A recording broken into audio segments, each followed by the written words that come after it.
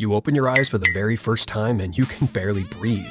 The air is hot, toxic, and tastes like rust. Congratulations, you've just been born in the irradiated wasteland at the foot of a massive rock formation called the Citadel. Your mother is one of the wretched, the starving masses who live in the dirt below the Citadel, begging for drops of water from the warlord who lives at the top. She doesn't even get to name you, she's too busy trying not to die. The Citadel is ruled by a man called Immortan Joe, a grotesque tumor-covered tyrant who wears a breathing mask made of horse teeth and controls the only freshwater source for miles. He's basically a decomposing god king with excellent branding. Your mother does something desperate. She pushes you toward the elevator platform when the Guardians lower it. She's hoping they'll take you up. Up means food. Up means water. Up means survival. Down here, you have none of those things. A Guardian looks you over. You're small, malnourished, and already showing signs of radiation exposure. But you've got fight in your eyes. Or maybe it's just an infection. Either way, they grab you by the arm and haul you onto the lift. You're going up. Your mother stays below. You never see her again. Welcome to the War Pups. You're given a new name, something guttural and short, because nobody in the Citadel has time for syllables. Let's say they call you Grit. From the moment you arrive, you're submerged in the cult of the V8. Everything in the Citadel revolves around engines, cars, and the godlike man who controls them all. Immortan Joe is your father now, not in a warm bedtime story way, more in a he owns you and you will die for him kind of way. As a war pup, you're put to work immediately. Your job is to learn mechanics, engines, axles, fuel lines, exhaust systems. You don't learn to read, you don't learn history. You learn how a V8 engine works and you learn it with your hands. They call young mechanics like you black thumbs because your fingers are permanently stained with grease and oil. It's basically a job title, a nickname, and the only identity you will ever have. But here's the thing about the Citadel. It's not all bad. You get food, you get water, rationed, but more than the wretched ever see. You have a purpose. You belong. It's the first time in your life anyone has wanted you for anything, and all it costs is your complete and total obedience.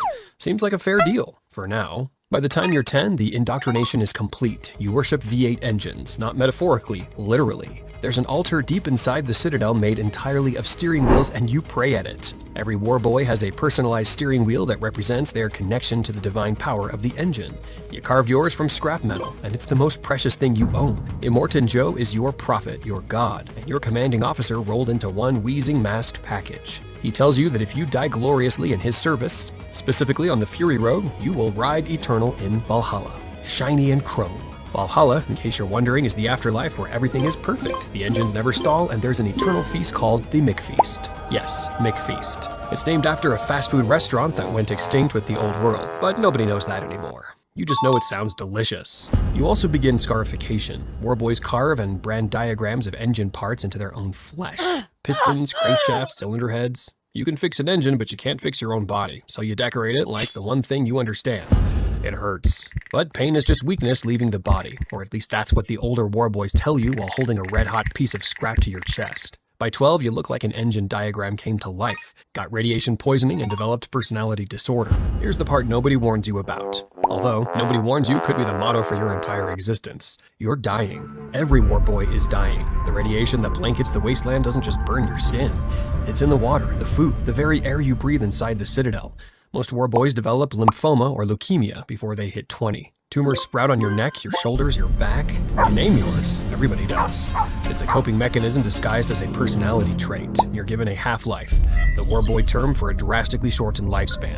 While normal humans might live to 60 or 70, you'll be lucky to see 30. Most don't make it past 25. To slow the disease, the Citadel has a solution: blood bags. A blood bag is a captured wanderer, a healthy human chained to a rack kept alive for the sole purpose of pumping their blood into your rotting veins. It's a blood transfusion, but instead of a hospital in a consent form, it's a cave and a chain. Your blood bag is a feral loner they caught east of Gastown. He doesn't talk. He just stares at you with murder in his eyes while the organic mechanic, the Citadel's doctor, and we're using that term very generously, hooks you up to his veins. High octane. The organic mechanic grunts, checking the blood type tattooed on your blood bag's back.